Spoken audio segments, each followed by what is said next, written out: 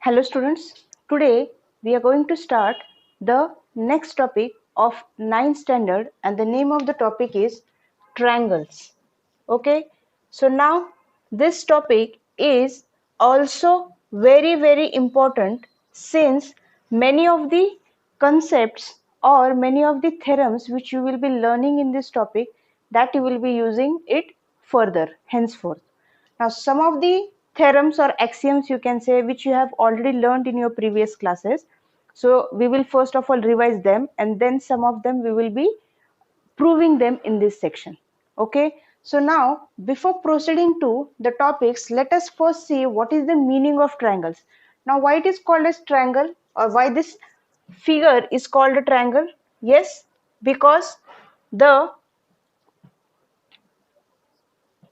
explanation for the word is tri means three, whereas angles, so a figure with three angles is called as triangles, isn't it? Yes, so therefore the shape is called to be triangle. Now we will be looking at some congruency criteria with respect to this triangle in this topic. But before proceeding to that, let us try to see like what is the application of uh, uh, what is the application of learning this topic. Yes, now whatever are the theorems, I mean the congruency criteria which we will be learning here, like what are the applications of it. So as you know that in a field of architecture, yes, where this properties of triangles like the angles, sides and the relations and everything, they will be used. Yes, also they are used in astronomy also. Yes, the relation between the sides, their angles, like which two triangles are congruent or when are they said to be congruent and everything. So there are very many applications of the topic triangles, like whatever you are learning in this topic, so they have many applications, so which you will be using it henceforth, right? So that's why actually this topic is pretty important. Further, going for the congruency criteria, let us try to first see what is the difference between the congruent figures whereas the similar figures. Okay, so now are they same or are they different? When are two figures called to be congruent? Now here I am telling you the congruency and similarity criteria irrespective of the shape. Suppose I am taking a square with side 2 centimeter, whereas I am taking one another square with side 3 centimeter. Okay. Now two figures are said to be congruent when they can be superimposed on one another. Now, what is the meaning of superimposed? It means if you try to place one figure above the other and if it gets exactly fitted, then we call it as they are superimposed. Okay, so two figures are called to be congruent only if they can be superimposed on one another, right? It means in this case, if I try to put this square of 2 centimeter on this 3 centimeter square, will they get fitted exactly above one another? No, they won't. Yes, but if I try to look at these two figures and the question is, are the two figures similar? Or let me draw one another figure. Suppose I am drawing a triangle with say 2, 3 and 4 dimensions, right? Now can I say that these two figures are similar? Now, what is meant by similar then? As you know, these two figures are not said to be similar, whereas these two figures I can call them as a similar. So, depending upon this, what can you say about the similarity of the shapes or figures?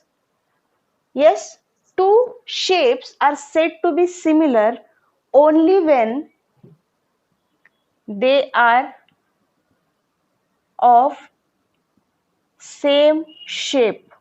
Their shape has to be same. If one is square, another one should also be a square. If one is triangle, the other one should also be a triangle.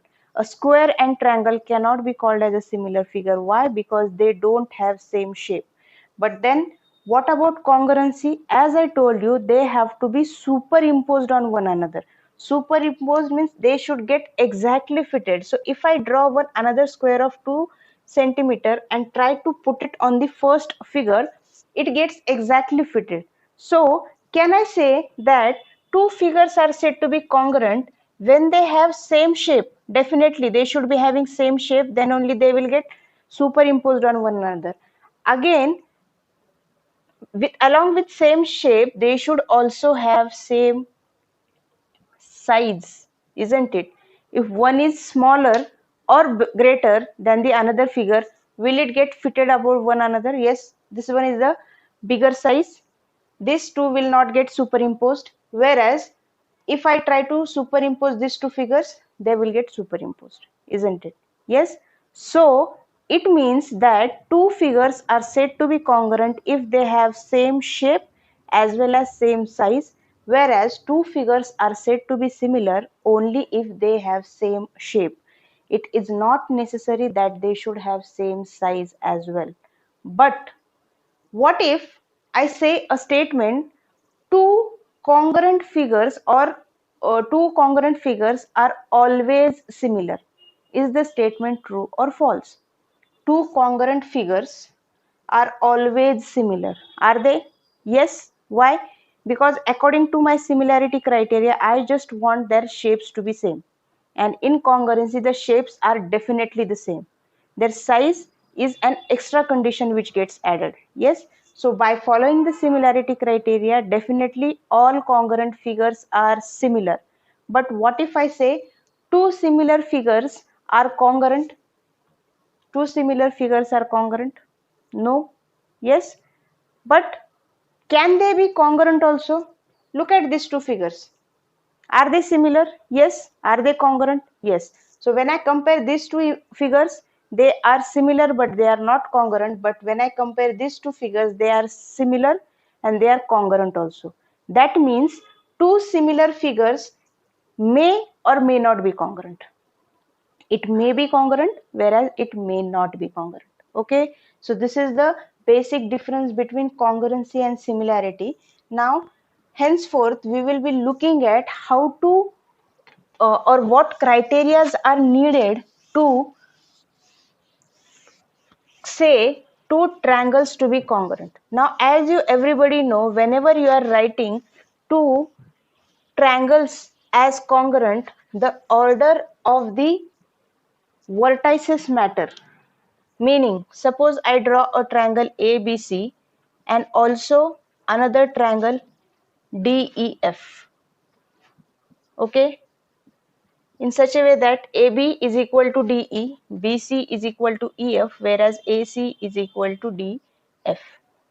So it means triangle ABC is congruent to triangle DEF, right? Okay, so now why only three sides are equal, then we call it as a congruent. We will be looking that henceforth. But first of all, try to understand that what I'm saying by when I mean that their order has to be right. See, ABC is congruent to DEF. It means if I take first two vertices, that becomes the first side. Similarly, here also I have to take the first two vertices, which is DE. Is AB equal to DE? Yes, it is right. Similarly, if I take BC, here I have to consider the last two vertices, which are EF. Again, BC is equal to EF, yes, and the remaining side AC equal to DF. It means the order in which the sides are equal here also, there I am getting it in the same order. But what if instead of writing it as DEF, I write it as FDE? I've changed the order. Okay, now let us see. When I say AB, it means I am taking first two vertices. Here also I have to take the first two vertices itself. So instead of DE, EF and DF, now I will be changing the order according to this one. So AB equal to FD. Now look at the figure. Is AB equal to FD? Yes. Is it equal to? No. Whereas BC equal to DE. Is BC equal to DE? Again no. So what does it mean? It means the order in which you are writing the vertices, they should also be in the same order in which they are equal, or in which order they are equal. Either they could be angles or they could be sides, but the order in which you are writing the vertices, they should be in the same order in which they are equal. Meaning, suppose if I say angle A is equal to angle D, angle B is equal to angle E, whereas angle C is equal to angle F. It means the first vertex is sorry, the first vertex which you are taking. So in the another part also, when you are writing the second triangle, angle A is equal to what angle? And if angle A is at my first position, here also the angle to which A is equal, that vertex should be present at the first place itself. Since A is equal to D, hence A and D will be at the first place only. B is equal to what angle? It is E. So the second vertex will be E itself. Whereas C is equal to F, so the third vertex and of both the triangles has to be same. So this means the order in which you are writing the congruency, the two orders has to be the same. Yes. So this is also the another thing which is very, very important with respect to triangles. Yes. So now once you understand this, let us see, or let me keep this figure as it is. See, in a triangle, how many total elements are there? There are three sides, isn't it? And there are three angles.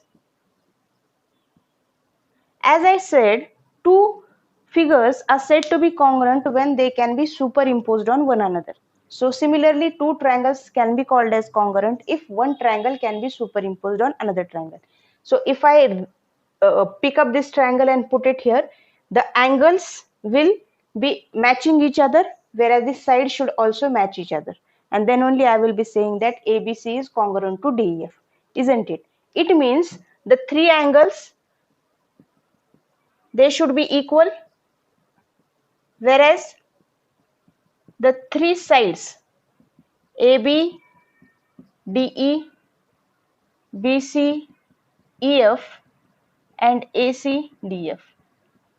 Okay, so this everything has to be equal. Now, whenever I have to see whether the two triangles are congruent or not, is it required that every time I will be looking at these six elements and then only I will be deciding whether the two triangles are congruent or not? Yes, like checking all the three angles, are they equal to another one? Checking all the three sides, are they equal to another three sides? Yes? No. For every time to check whether the two triangles are congruent or not, it is not required that you have to check all these six elements. Any three elements are enough to decide whether the two triangles are congruent or not. Any three elements means out of these six elements, any combination of three element is enough. That is, out of three angles and three sides, two angle one side, or either three angles, or either three sides, or two sides one angle. So any combination is enough. Yes, but out of the three elements which you will be considering when you are saying the two triangles are congruent, all these, any combination actually doesn't work to tell you the two figures are congruent or not. Okay, yes. So for that we have to see the different congruency criterias which will tell you that out of the six elements, which three elements actually tell you whether the two figures are congruent or not. Any combination of three elements will not tell you whether the two figures are congruent or not. There are certain criterias which will tell you out of the six elements which three elements you can consider, and that three elements will help you to tell whether the two triangles are congruent or not. And that will be our next part, which which we will be learning, and that will tell us the different congruency criterias for saying the two triangles as congruent or not. Okay, so now let us look at the different congruency criteria.